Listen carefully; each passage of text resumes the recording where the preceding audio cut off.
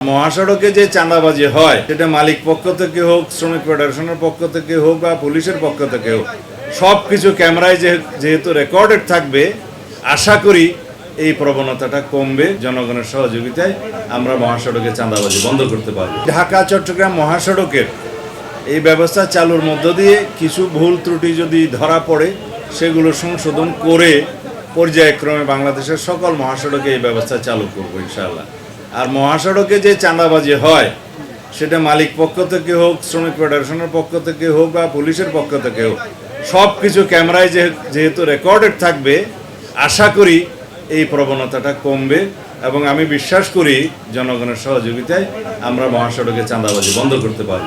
মহাসড়কে 3 হুইলার যে সমস্ত যানবাহন এগুলো চলার কথা না, শুধুমাত্র গ্যাস স্টেশনে গ্যাস নিতে আসার জন্য এবং যেগুলো বাজার এলাকা আছে যেগুলো তাদের স্ট্যান্ড ওগুলো আর ফিডার রোডে তারা যাওয়ার জন্য এই বিষয়টা কনসিডার করার জন্য আমি মহাসড়কের পুলিশ প্রধানকে অনুরোধ করেছি। এগুলো আমরা একটা শৃঙ্খলা নিয়ে আসো, তবে কোনো অবস্থাতে মহাসড়কে নন মোটরাইজড এনি ভেহিক্যাল অথবা 3 হুইলারগুলো মহাসড়কে চলতে দেয়া ঠিক নয়, সেটা আমরা মেনটেন করব।